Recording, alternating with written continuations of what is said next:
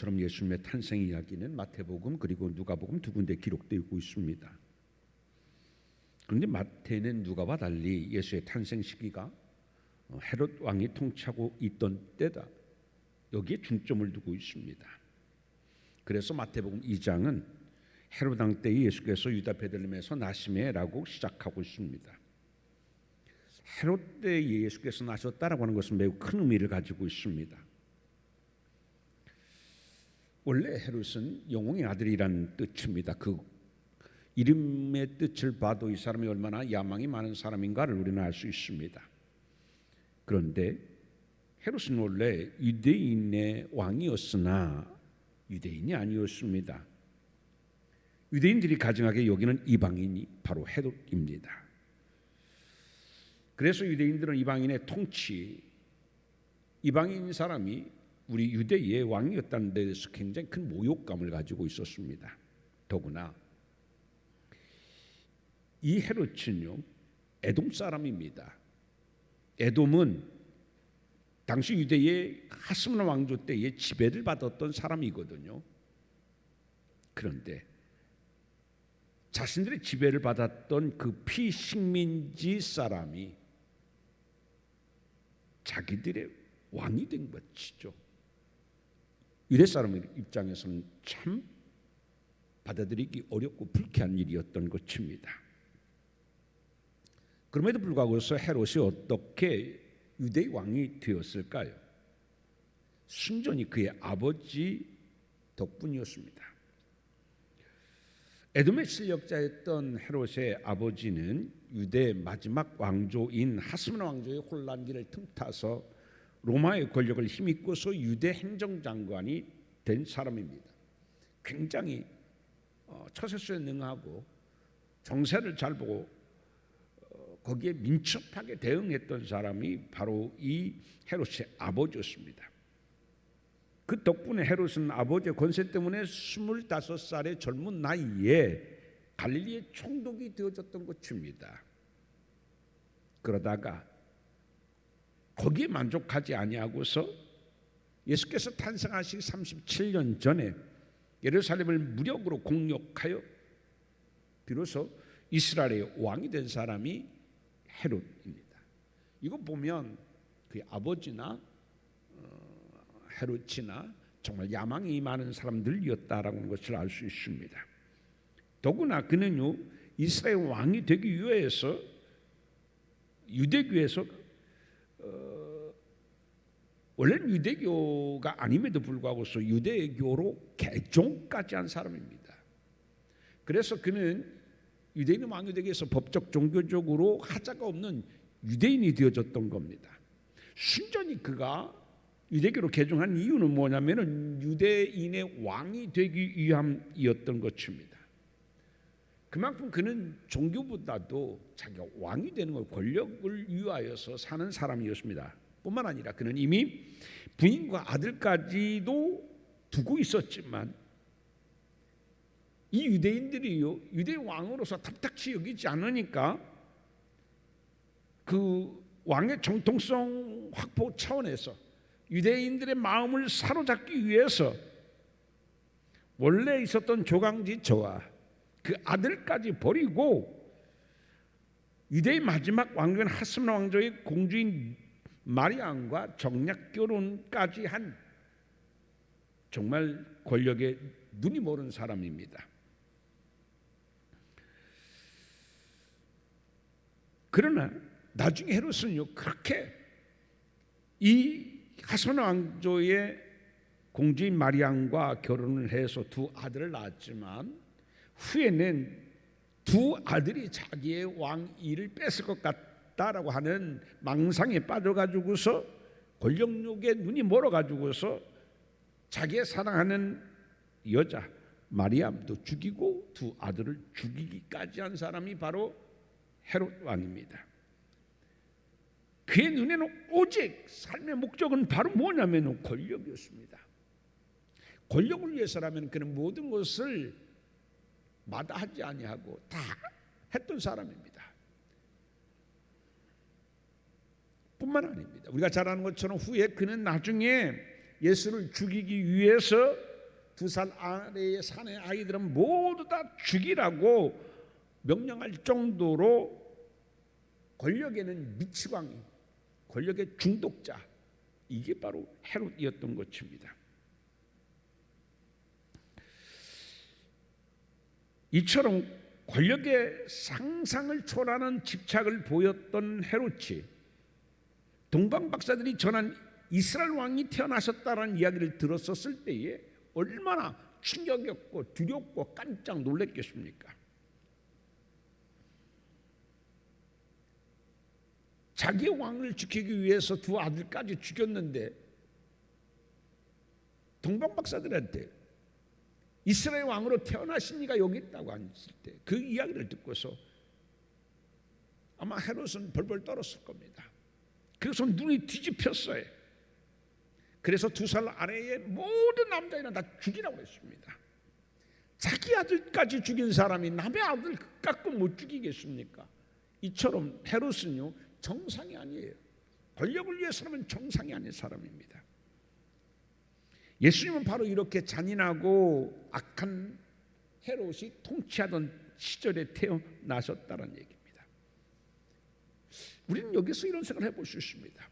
왜 하나님은 하필 그때 이렇게 잔인한 왕이 통치하던 때에 권력의 눈이 멀어가지고서 모든 2살 아래 사내 남자까지도 죽일 수 있는 그러한 악한 때에 왜 예수님을 태어나게 하셨을까? 평화의 시대에 태어나게 하셔도 되잖아요. 하나님은 모든 시기를 마음대로 조절하시는 분입니다. 그렇기 때문에 가장 평화로울 때에 예수님을 태어나게 하셨었으면 이러한 곤란, 이런 어려움 겪지 않았을 될 텐데 하나님은요 꼭 가장 어려운 때에, 힘든 때에, 악한 때에 예수님을 태어나게 하셨습니다. 왜 그랬을까요? 그것은 바로 이 당시가 모든 사람들이 가장 메시아를 기다리던 때입니다. 가장 구원이 필요하던 때였다는 얘기입니다. 당시 이스라엘 사람들 삶을 보면요 피폐할 대로 피폐해졌고 가난할 대로 가난해졌습니다. 대부분의 땅은 그 로마 사람들 그리고 이 헤롯 일파 그리고 제사장 그리고 귀족들이 다 차지하고 있었어요. 그리고 나머지 일반 백성들은 뭐냐면 그 소작농으로 품꾼으로 살았어요. 그리고서는요 거기선 그렇게 죽기 살기로 농사를 지면서 그렇게 뜨거운 곳에서 땀을 흘리면서 뻘뻘 흘리면서 고생했어도 나중에는요 다 소작으로 바쳐야 되고 겨우 작은 양식을 가지고서 생명을 근근히 염려하던 때였던 것입니다. 그러니 삶의 소망은 보이지 않냐고 얼마나 삶이 고단했겠습니까? 그러니 유대인들의 입장에서는요 얼마나 메시아 출현이 기대되는 그러한 때였겠습니까? 구약에 보게 되면요 가난한 자, 억눌린 자를 구하러 이 땅에 메시아가 태어난대요. 그렇기 때문에 이스라엘 사람들은요 하나님 지금 우리가 이렇게 억눌리고 있습니다. 지금 우리가 이렇게 가난하여 메시아를 기다리고 있습니다. 바로 이때가 가장 구원이 절실히 필요한 때였기 때문에 예수님께서는 가장 악한 가장 어려운 때에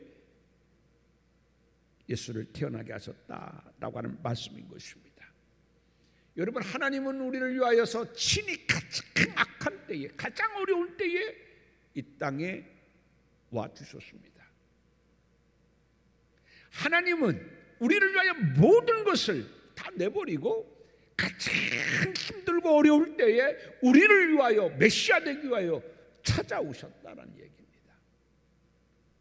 사랑하는 성도 여러분, 오늘도 하나님은 여전히 우리에게 여러분이 가장 힘들고 어려울 때에 하나님은 여러분에게 임마누엘로 찾아오심을 꼭 기억하시기를 주님의 이름으로 축원드립니다. 오늘 본문 1절에 보게 되면 아주 중요한 단어가 나옵니다. 나시메. 이 나시메라고는 단어는 그냥 태어났다, 출생했다는 뜻이 아닙니다. 가문의 계보를 이을 후계자가 탄생했다는 얘기입니다. 가문의 계보를 이을 후계자? 그러면 누구의 가문을 이을 후계자로 예수님은 태어나셨을까요? 그것은 바로 이스라엘 사람들이 가장 자랑스러워하는, 가장 소망하고 요만하고 기대하고 바라는 다윗 왕의 가문을 이을 후계자로 태어나셨다라는 말씀인 것입니다. 그러니 헤롯 입장에서는 얼마나 두렵고 깜짝 놀랄 일입니까? 까무러칠 일입니다. 헤롯 입장에서는 정말 일어나서는 안 될 일이 벌어진 것입니다. 내 자리를 뺏기 위해서 이스라엘 왕이 태어나셨다고. 그런데 이 소식을 전한 사람들은 바로 오늘 본문에 나오는 동방 박사들입니다. 그런데 여기서 동방은 어디를 이야기하냐면 당시 점성술이 발달한 페르시아였었습니다. 그런데 아주 재미난 배경이 있습니다. 오늘 본문의 그 배경에는 왜 페르시아 사람들이, 동방 박사 사람들이 왜 왔을까? 왜 왔을까? 왜 예수를 경배하러 왔을까? 이유가 있습니다. 그것은 뭐냐면 당시에는 아주 큰 전쟁이 벌어지고 있었어요. 지금은 러시아와 우크라이나가 전쟁하고 있지 않습니까? 바로 그 당시에도 로마는 끊임없이 영토를 확장하기 위하여서 전쟁을 벌이고 있었는데, 그때 로마가 전쟁을 벌이고 그 나라가 누구였었냐면 바로 페르시아였었습니다. 그런데 당시 로마는요, 모든 나라들을 다 야만 국가로 생각하고 있었는데, 로마가 유일하게 인정한 문명인들이 누구냐면 페르시아인이요. 여러분 우리가 잘 알잖아요. 페르시아 문명. 이 페르시아 문명은 당대 최고의 문명이었던 것입니다. 그래서 로마 입장에서는요, 이 페르시아를 꼭 꺾어야 돼요. 이 전쟁 가운데에 동방 박사들이 왔다는 얘기입니다. 여러분 평화로울 때 온 것이 아니에요. 페르시아 사람들도 이 동방 박사라고 하는 것은 제법 위치가, 지위가 있었던 사람들입니다. 그럼에도 불구하고 왜 전쟁 중에 이 사람들이 여기까지 아기 예수를 경배하러 왔을까? 왜 그랬을까요? 당시 페르시아는 로마와의 싸움에서 점점 밀리고 있었습니다. 페르시아는 백척간두에 서 있었어요. 로마에 잡혀먹을 위기의 순간에 있었어요. 그때 이 동방박사 사람들도요, 당시의 공용어인 아람어를 알고 있었고, 그래서 그들은 이 구약도 알고 있었던 사람들이 누구냐면 바로 이 동방박사들이었어요. 그런데 그 동방박사들이 성경을 보니 이스라엘의 왕으로 태어날 리가 있대요. 그 사람이 바로 억눌린 사람들을 구원하고 포로된 사람들을 포로에서 해방시켜 줄 사람이래요. 위대한 왕, 위대한 메시아, 그가 이스라엘 왕으로 이 땅에 태어날 거래요. 그때 동방박사들은 어떤 생각을 했냐면, 그래, 이분이다. 이분이 이스라엘 왕으로 태어나면 우리 페르시아하고 이스라엘하고 손잡으면 로마 나라를 무찌를 수 있겠구나. 그래서 지금은 비록 어리지만 나중을 도모하기 위해서라도 지금 가가지고서 이스라엘 왕으로 태어나신 아기 예수를 경배하면 나중에 필히 우리 페르시아와 이스라엘이 연합이 될 것이고 한 나라가 될 것이고 서로 돕는 나라가 될 것이고 로마를 무찌를 수 있을 것이다 라고 하는 정치적인 목적을 가지고 온 거예요.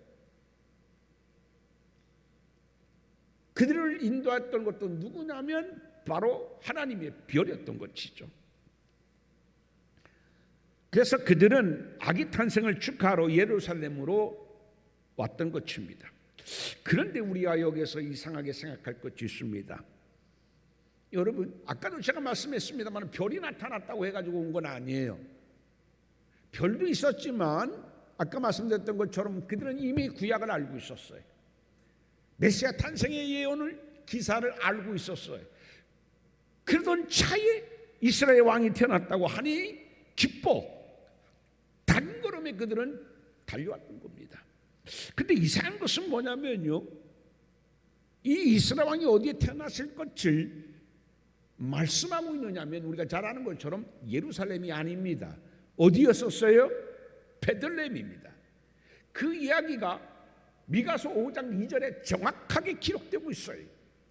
그런데 이 동방박사들은요 분명히 알아요.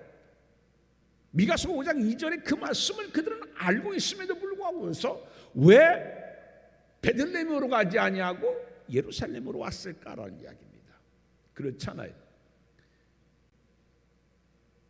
성경을 모르는 사람 같으면 이해할 수가 있어요. 그러나 이미 동방박사들은 성경을 잘 아는 사람들입니다. 그런데 이들은 왜 알고 있음에도 불구하고서 베들레헴으로 가지 아니하고 예루살렘으로 왔을까라는 얘기입니다. 여기에서 하나님이 우리에게 하고자 하시는 의도가 있습니다. 바로 뭘까요? 여러분, 성경은 알고 있는 게 중요한 게 아니라는 얘기입니다. 알고 있으면서도요, 내가 알고 있는 성경을 꺼내지 못하는 경우가 많아요. 내 삶 속에서 하나님의 말씀을 꺼내지 못하는 사람이 얼마나 많아요. 현실 속에서 내가 닥친 문제 가운데에 그럴 때마다 하나님의 말씀을 꺼내어서 기억하고 힘없고 인도함을 받아야 되는데, 문제 속에서 현실 속에서 닥친 것만 생각하다 보게 되면 알고는 있으나 까먹을 때가 있어요. 그게 바로 인간이에요. 그걸 보여주는 게 누구냐면 바로 동방박사들이라고 하는 이야기입니다. 그래서 그들은 알지만 뭔가를 판단하고 결정할 때는 하나님의 말씀대로 성경대로가 아니라 자신의 생각으로 판단하고 결정했다는 이야기입니다. 여러분, 이러한 실수를 범하지 않는 여러분 되어지기를 주님의 이름으로 축원드립니다. 내가 뭐를 생각하고 뭐를 판단할 때는요, 하나님의 말씀을 바탕으로 하여 성령의 조명 가운데서 말씀이 생각나게 하고 그 말씀대로 판단하고 결정해야 됩니다. 그런데 아는 건 아는 거고 내가 무엇을 선택하거나 판단하고 결정할 때는요, 엉뚱하게 판단하고 결정한다. 그렇기 때문에 어떻게 해요? 베들레헴으로 가지 않고 예루살렘으로 왔기 때문에 결국은 어떻게 됐어요? 작은 실수 같습니까? 작은 실수가 아니에요. 이것 때문에 어떻게 됐어요? 두 살 난 아이들은 다 죽었다는 얘기예요. 그렇잖아요. 직접 베들레헴으로 갔었으면 두 살 난 아이들은 죽지 않았을 거예요. 우리도 하나님의 말씀을 잊어버리고 내 생각, 내 판단으로요, 뭐 이거 별거 아닌 것 같나요? 아니에요. 그 하나가 엄청난 삶에 영향을 줄 수 있다는 얘기입니다. 내가 누구 한 사람을 만났느냐 안 만났느냐에 따라서 내 인생이 변화될 수도 있어요. 그렇지 않습니까? 한 사람을 내가, 그걸 우리는 만남의 축복이라고 하잖아요. 그 사람을 못 만났으면, 그 사람을 안 만났었으면 내 인생이 어떻게 됐을까? 어떤 사람은요, 좋은 사람 만나서 인생의 역전을 이룬 사람도 있고, 어떤 경우는 반대로 만나지 말아야 될 만나서 내 인생이 꼬꾸라지는 사람 경우도 있지 않습니까? 별게 아닌 게 아닌 거예요. 이 작은 실수 같지만 작은 실수가 아니라 두 살 난 아이들을 다 죽게 만들었잖아요. 우리는 근데 그거 생각 안 해요. 그렇지 않습니까? 우리가 이 말씀을 그렇게 많이 읽었음에도 불구하고 거기까지 우리가 생각 안 하잖아요. 여러분, 우리가 하나님의 말씀을 아는 것이 아니라 하나님의 말씀을 잘 우리의 삶에서 꺼내어 활용하시는 여러분 되어주기를 주님의 이름으로 축원드립니다. 이런 실수를 범하지 않기를 바랍니다. 동방 박사들이 예루살렘에 와서 뭐라고 얘기합니까? 유대인 왕으로 나신 이가 어디 계시냐? 이 소리를 듣고 헤롯과 온 예루살렘이 듣고 소동한지라. 성경은 그렇게 기록하고 있습니다. 소동이라는 말은 헬라어로 타라소입니다. 타라소라는 말은 뭐냐면 뒤흔들다, 불안하게 하다, 공포에 떨게 하다. 얼마나 헤롯 왕이 그리고 온 이스라엘 사람들이 충격이었었겠어요. 이스라엘 사람들은요 막 너무 좋아했던 거예요. 이제 됐다. 우리가 그렇게 원하고 그렇게 소망하고 바라던 메시아가 왔다. 우리의 이런 지긋지긋한 억압에 삶으로부터 우리를 해방시켜 주시고 우리를 가난으로부터 우리를 일으켜 주시고 질투에서 우리를 구원해 줄 메시아가 왔구나. 그런데 헤롯 입장에서는 어떻게 해요? 타라스, 불안하다, 공포에 떨게 하다. 다리가 덜덜덜 떨릴 정도로 헤롯 왕은 공포에 휩싸였다. 성경은 그렇게 기록하고 있는 것입니다. 그래서 헤롯이 모든 대제사장과 백성 그리고 서기관들을 모아가지고서 그리스도가 어디서 나겠느냐 물었습니다. 그때 대제사장과 서기관들은 한결같이 이야기한 것이 바로 베들레헴입니다. 왜요? 미가서 5장 2절에 그렇게 예언되어졌기 때문입니다. 예수님의 탄생은 예수께서 탄생하기 700년 전에 미가 선지자에 의하여 베들레헴에서 탄생할 것을 정확하게 예언해 놓으셨던 겁니다. 그런데 원래 예수님의 어머니 마리아는 갈릴리 나사렛에서 살고 있었죠. 그런데 왜 나사렛에서 아이를 안 낳고 베들레헴에 가서 아이를 낳았습니까? 우리가 잘 아는 것처럼 그 당시 로마 황제 아구스토가 모든 사람들은 호적지에 가가지고서 아이를 낳고 호적 등록을 해야 한다고 하는 호적령에 따라서 살고 있었던 나사렛에서 바로 본적지인 베들레헴에까지 가서 아이를 낳게 되어졌던 겁니다. 그런데 제가 이 말씀을 구태여 드리는 것은 뭐냐면 갈릴리 나사렛하고 베들레헴의 거리는 얼마일까요? 그게 바로 약 230km 정도 됩니다. 230km. 이게 짧아요, 길어요? 굉장히 길죠. 지금처럼 잘 도로가 닦여 있고 포장되어 있는 것은 아니겠죠. 더구나 마리아는 어떠한 상태입니까? 몸이 임신이 만삭의 몸으로서요 230km를 간다고 하는 것은 정말 멀고도 힘든 길이에요. 보통 사람 같았으면 하나님께서 애를 낳고 호적을 냈으면 왜 하나님 하필이면 이 아이를 낳고 난 다음에 그러한 호적령을 내리게 하시지 낳기도 전에 왜 이 호적령을 내리게 하셔서 이 고생을 하게 합니까? 라고 불평할 수도 있어요. 그렇지 않습니까? 호적령 내린 지가 얼마 안 됐거든요.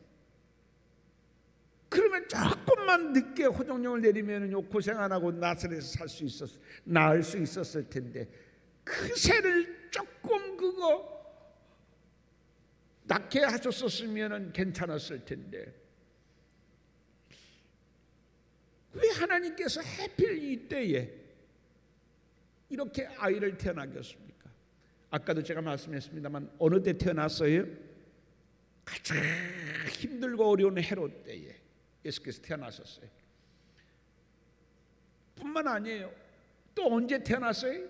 호정령에 따라서 살던 데에서 본적지로 가서 나야 되니까 230km를 만삭의 몸으로 그 무거운 몸을 이끌고서 통증을 참아가면서 그렇게 무거운 발걸음을 이겨가면서 겨우겨우 한 걸음 한 걸음 발걸음을 뛰면서 거기까지 갔었어야 돼요.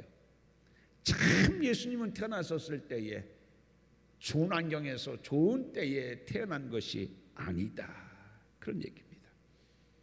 여러분, 우리가 이걸 통해서 우리가 뭘 생각할 수 있습니까?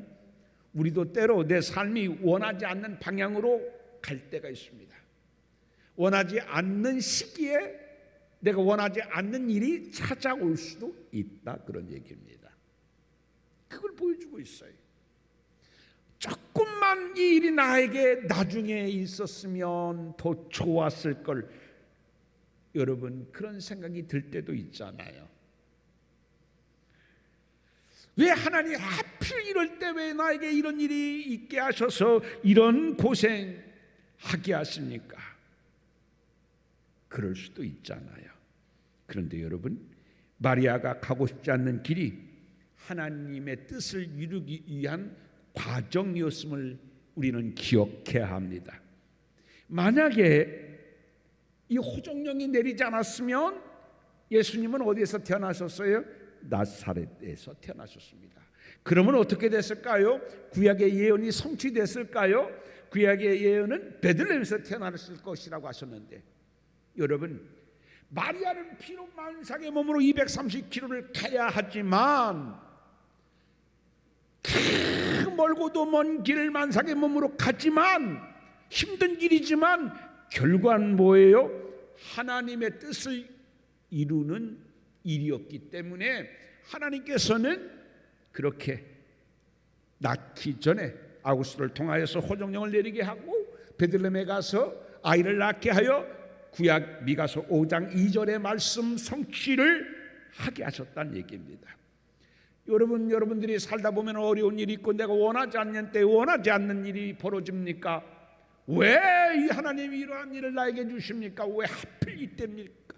이렇게 여러분 불평하지 마시고, 이것이 하나님께서 나에게 합력하여 손을 이루는 아름다운 은혜의 과정이겠구나라고 생각하고 믿음의 눈으로 하나님을 바라볼 수 있는 여러분 되어주시기를 주님의 이름으로 축원드립니다. 그 눈을 갖자는 얘기예요. 오늘 성경의 본문을 깊게 우리가 읽고 보면, 이게 이 말씀이구나, 우리에게도 이렇게 하라는 얘기구나.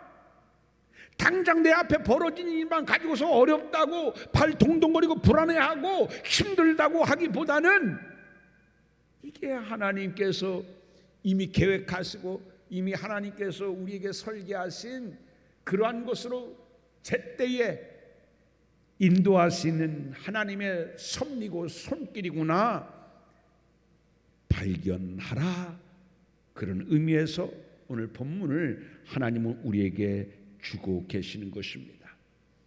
여러분 삶 속에서 여러분이 원하지 않는 때, 원하지 않는 일을 만날 때에 오늘 말씀을 꼭 기억하여 믿음의 눈으로, 하나님, 저는 하나님을 믿습니다, 이것이 하나님께서 우리에게 은혜를 주시기 위한 과정임을 깨닫게 도와주시옵시고, 이것이 지금은 나에게 힘들고 어려운 길이지만은 이것이 하나님의 은혜요 하나님의 축복의 길임을 우리로 말미암아 알게 하옵소서 믿습니다. 그리고 여러분들이 어려움을 당하더라도 믿음으로 그것을 받아들이는 성숙한 신앙인들 되어지기를 주님의 이름으로 축원드립니다. 그런데 왜 하나님은요 하필 예수님을 왜 베들레헴에서 태어나게 하셨을까요? 베들레헴은요 인구가 당시에 얼마 되었냐면, 얼마 됐을 것 같아요? 베들레헴이 인구가 아주 작아요. 얼마나 작을까요? 당시에 약 300명밖에 살지 않는 아주 작고 작은 마을이었어요. 300명밖에 되지 않는 아주 작은 촌동네였다라는 얘기입니다. 더구나 이곳에 사는 사람들은 어떤 사람들이에요? 사회적으로 아주 지위가 낮은 형편없는 사람들이 살고 있어요. 가장 천대받았던 가장 비천한 직업이라고 당시에 여겨졌던 양치는 사람들, 가장 천한 사람이라고 생각했던 목수들, 이런 사람들이 모여 사는 곳이 어디냐면 바로 이 베들레헴입니다. 300명밖에 되지 않으니까 누가 눈여겨보지도 않아요. 중요하게 생각하지도 않아요. 있으나마나한 거예요. 300명이니까 이스라엘에서는요 있으나마나잖아요. 있으나마나한 데다가 거기 있는 사람들도 가장 천한 사람들이에요. 고급 인력이 아니에요. 아무나 할 수 있어요. 양 아무나 칠 수 있어요. 목수 아무나 할 수 있어요. 특별한 기술이 필요 없어요. 특별한 학식도 필요 없어요. 아주 작고 보잘것없고 초라한 곳, 그게 바로 뭐냐? 베들레헴이고, 바로 거기에 사는 사람들이 초라한 사람들, 별 볼 일 없는 사람들, 사회의 주류가 아니라 철저하게 소외된 비주류의 사람들이 바로 이 사람들이었다는 얘기입니다.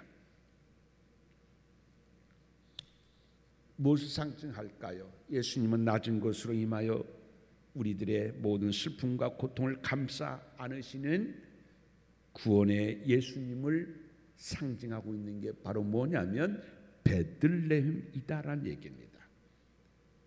여러분, 오늘도 우리가 베들레헴 같은 그러한 삶 속에서 살아가는 사람들이 참 많아요. 누구에게 과연 예수가 필요할까? 높은 데서, 국물과 같은 곳에서 부족함이 없이 살아가는 사람들에게 예수가 더 필요할까? 정말 이 추운 겨울에 난방도 제대로 못하면서, 발도 꽁꽁 얼어가면서, 손도 호호 부벼가면서, 따뜻한 음식 먹지 못하고 굶주려가며 오직 하나님만 바라보는 사람들이 더 필요할까요? 바로 베들레헴을 통하여 예수님은 어떤 사람들이 구원의 예수가 더 필요한지 말씀하고 있습니다. 그러기에 마태복음이나 누가복음에 보게 되게 되면 천국은 어떤 사람의 것이라고 말씀했습니까? 가난한 자의 것이. 가난한 자의 것이. 나는 하나님이 없어도 살 수 있어 라고 하는 사람들은 메시아를 기다리지 않습니다. 이 세상이 좋아요. 오늘 본문을 통하여서 베들레헴에서 태어났던 것을 통해서 예수님 누구신가를 우리에게 말씀해 주고 있습니다. 예수님은 누구십니까?